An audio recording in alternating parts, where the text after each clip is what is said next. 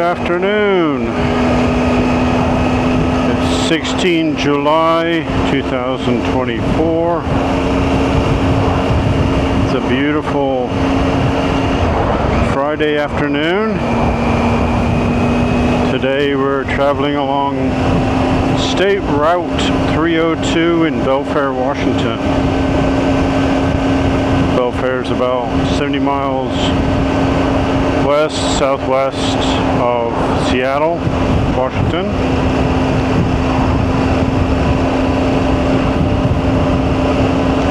And this is just one of the roads I travel on all the time to get to Tacoma or towards Seattle.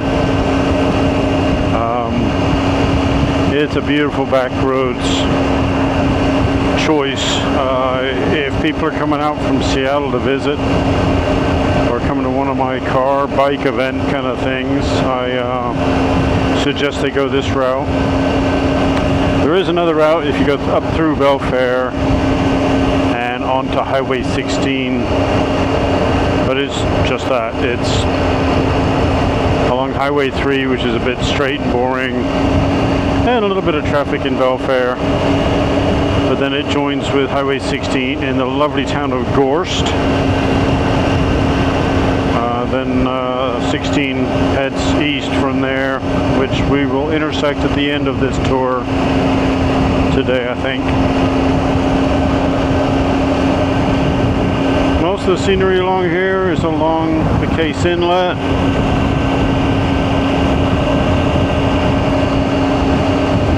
Or rather, this road 302 is along the Case Inlet. It's turned out to be a lovely day. Started out a little cloudy this morning, but beautiful now. Fantastic riding weather. I think it's 69 degrees Fahrenheit. And there's just enough shade. There's a little bit of sun, and it's just a nice ride.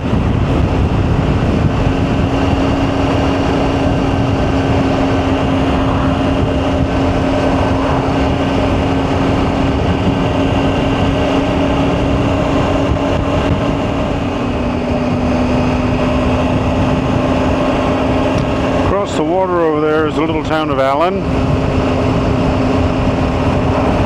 Allen is my closest little grocery stop and post office, little gas station. One of my other tours was through Allen. It's pretty much a straight shot on Highway 3 headed south.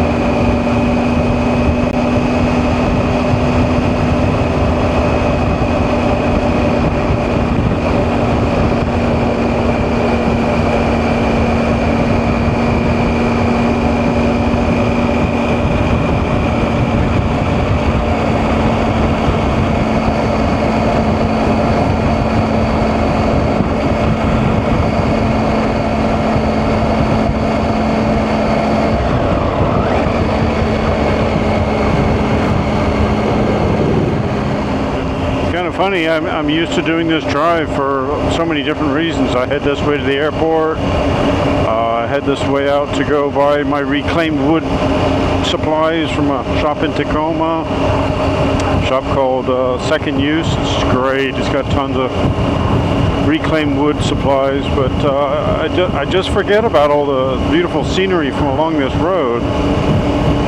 So I'm kind of zipping by some of it. I'm going to have to try and stop and video the area.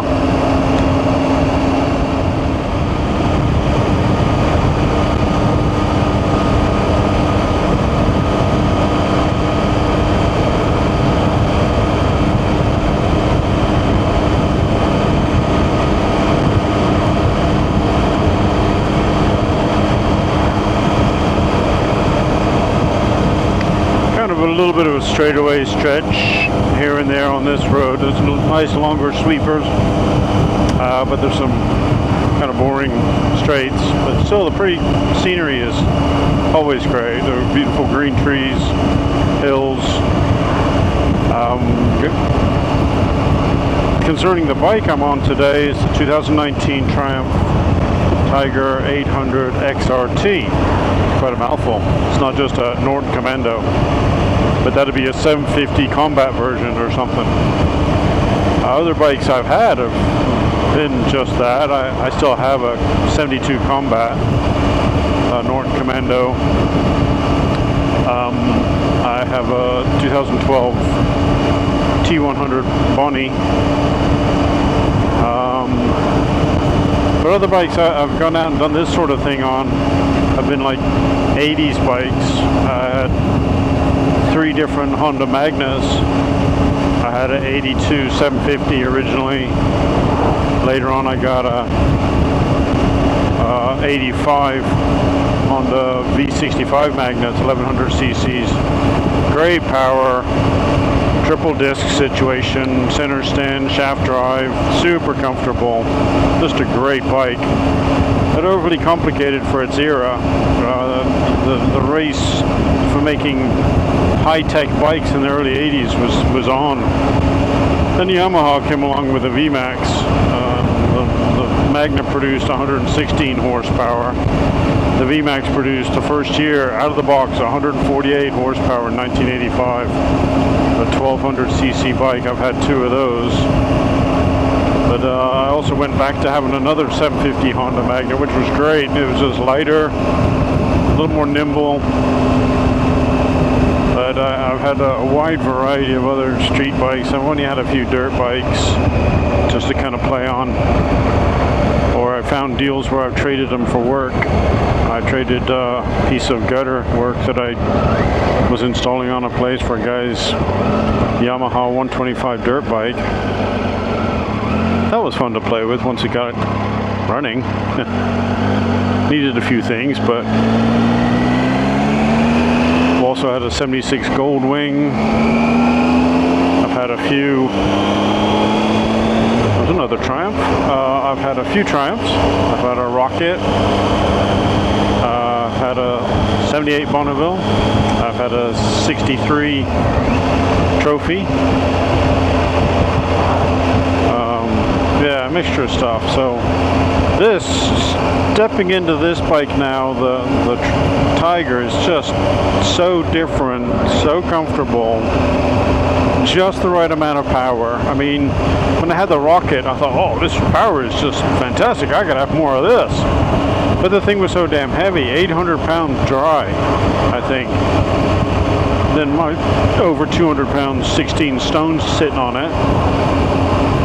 It was a lot of bike and a lot of weight, but the power was just ridiculous. You could put it in 5th gear at a dead stop and just roll it on.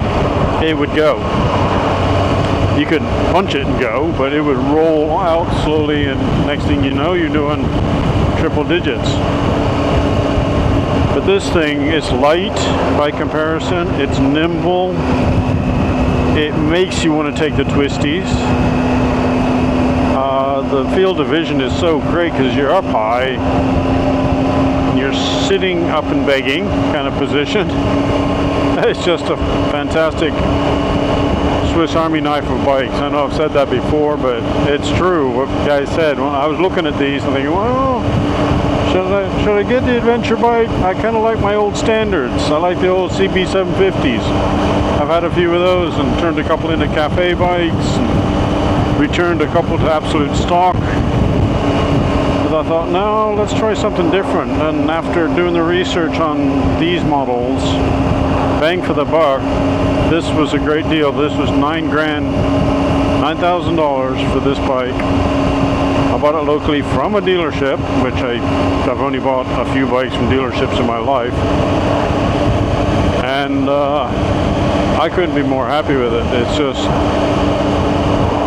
everything everyone says about them. This model comes with a TFT screen, comes with 4 or 5 rider modes. Anyway, I've used a couple of them. Sport I've used a couple times. Rain just to try out. But most of the time it's just on street mode. It does have manually adjustable suspension front and back. It has 6 speeds. It has cruise control. This is the magic button. It's like having air conditioning in a truck in the south. It's kind of like one of those, ooh, I finally got it. This is what I want.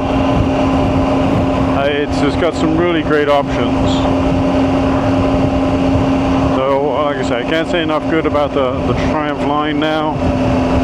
I mean, when they first came back out in the mid-90s, I was a little skeptical. I actually worked at a Honda shop for a week. No one sold any bikes, but we also had Triumphs, the new Triumphs. And none of those sold. And I was like, oh God, what are they? They're like a glorified Yamaha or something, you know, what the hell? That was a Scrad, a Hayabusa.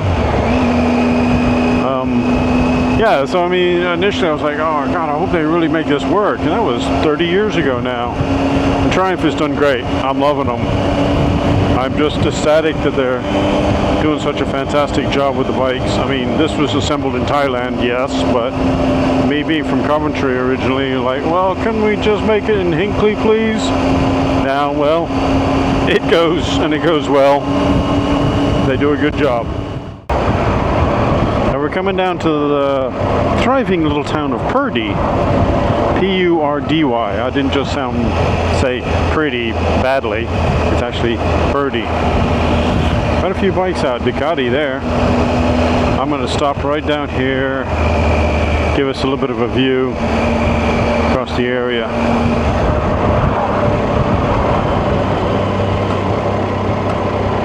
Visit Key Peninsula again.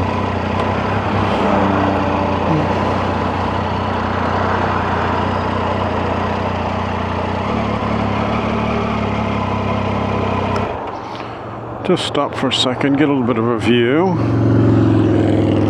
Watch the Harley go by, and a Mini. That's another company I think has done great.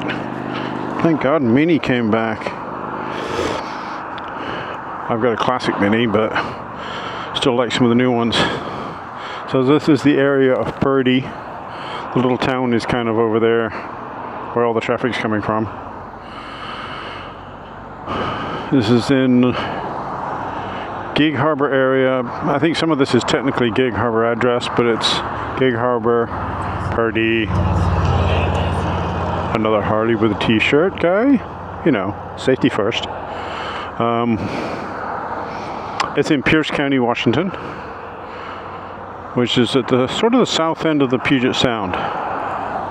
So if you're looking these things up, well, there's sort of a map. We just came sort of from Key Center area, a little off that map actually, where I started out, near to Allen, which is not on the map. My home is not really where my home is, but anyway, that's what it says on the map. Anywho, there's Purdy, Washington. I'm not sure how we want to go back now. Take a different route, because obviously this road has got busy.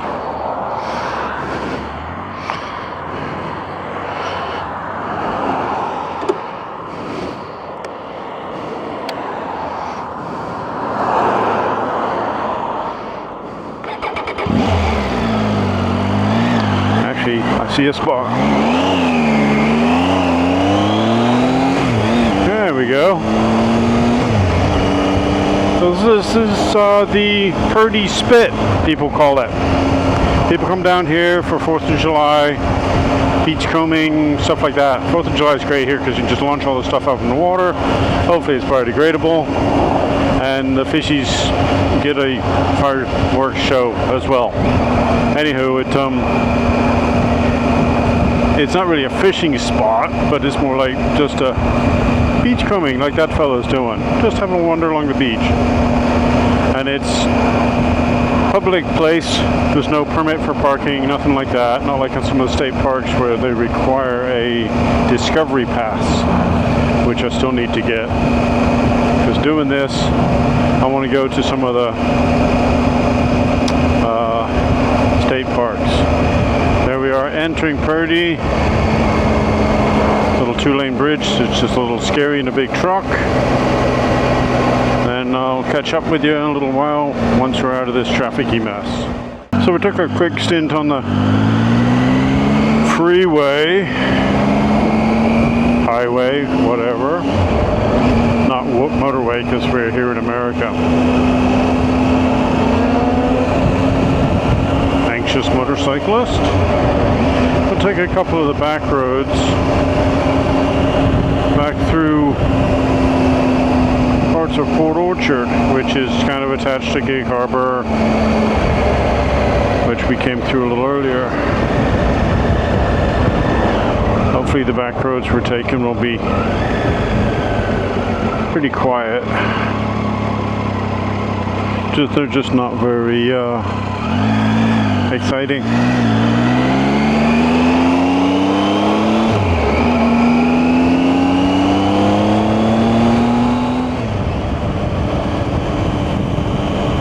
Blind horse? Poor guy. Doesn't get to see where he's going.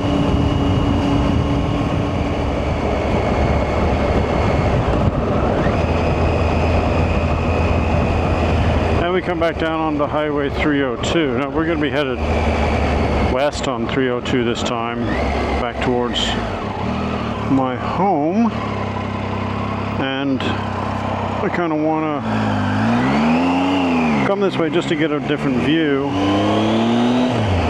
from headed this direction.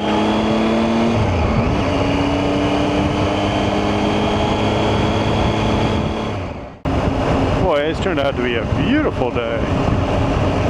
What is this?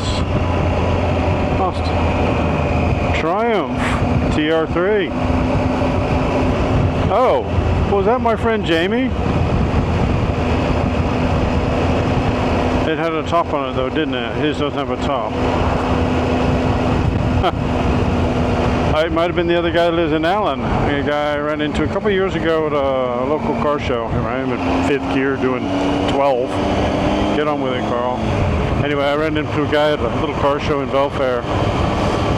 And he had a beautifully self-preserved or self-restored. He did the restoration on TR3.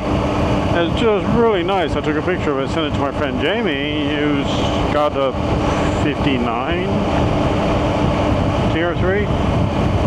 I'm not sure which years they ran to and from, but I think it's a 59. And it's kind of rough, but it runs good. Most things work, I think. But it just doesn't have a top on it. He doesn't do that. He says if he's going to drive a car, he wants to be able to drive it all year long, and probably sell the Triumph soon. Anywho, the guy at the show, he had a really nice Triumph. It was nice to see. I bet that was him. Not too many of those around here.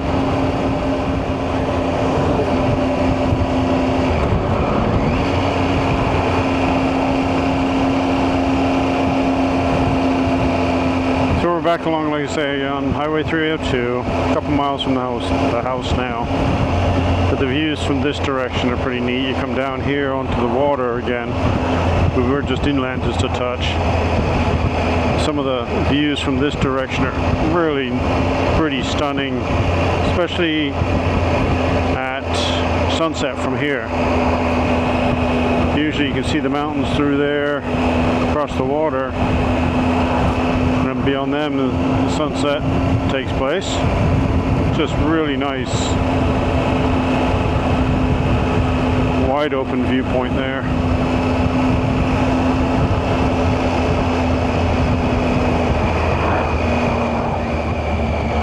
Maybe we'll pull in here and get a picture of the view. Oops, I didn't indicate. I'm going to stop on the tarmac this time. Recently stopped on the gravel and just about fell over. Ooh. Ah, mess. Oh! I guess that boat's a little in need of a repair. Anyhow, this is Case Inlet again.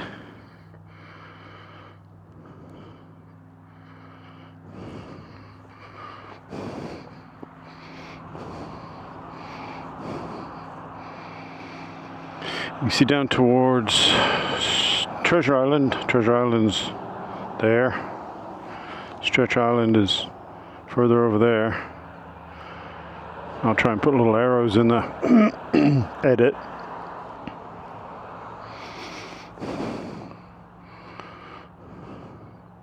That's looking south, and obviously the afternoon, that's looking west. Beautiful little spot. Alright, we'll finish up our ride on the lovely Triumph Tiger.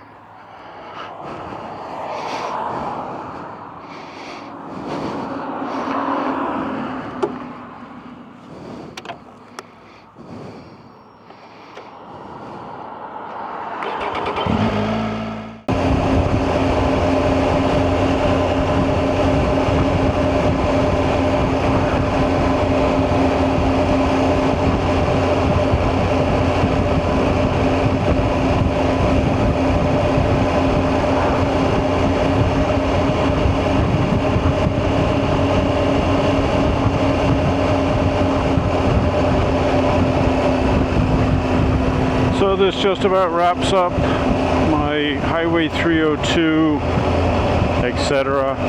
drive from Allen through to Purdy. Thank you for watching Carl's Silly Man Toys. Please like and subscribe. If you could, I'd appreciate it. Ride safe, fellas.